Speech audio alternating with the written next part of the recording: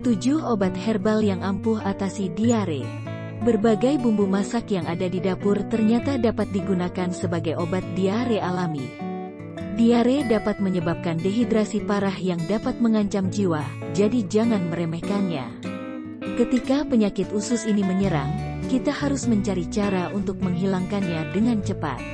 Anda tidak harus hanya mengandalkan bahan kimia untuk mengobati diare, karena ada banyak obat diare alami yang bisa Anda temukan dengan mudah di rumah. 1. Pisang. Mengonsumsi pisang akan membuat tekstur feses menjadi lebih padat dan tidak berair. Hal ini membuat pisang menjadi makanan untuk diare yang baik dikonsumsi. Kamu pun bisa bebas diare secepatnya.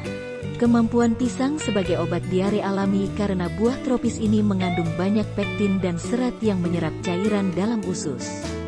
2. Kunyit. Rempah yang satu ini sudah terkenal dengan banyak manfaatnya, tidak terkecuali sebagai obat herbal diare. Ini karena kunyit memiliki sifat antibakteri yang bisa membunuh bakteri penyebab buang-buang air besar yang kamu alami. Cukup rebus kunyit dengan air panas dan konsumsi sebanyak 3 kali sehari untuk hasil maksimal. 3. Air jahe. Jahe memiliki sifat anti radang dan antibakteri. Sifat-sifat inilah yang membuat jahe layak kamu pertimbangkan untuk menjadi obat diare alami. Bahkan menurut sebuah penelitian, jahe mampu memblokir racun dari bakteri penyebab diare dalam perutmu.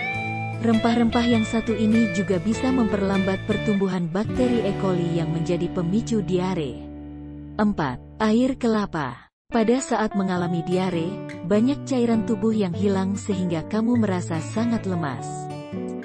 Air kelapa sendiri mengandung banyak zat elektrolit yang mampu menggantikan cairan yang hilang dari tubuh akibat penyakit buang-buang air besar. Air kelapa sudah lama digunakan sebagai obat diare tradisional yang aman bahkan untuk dikonsumsi anak kecil.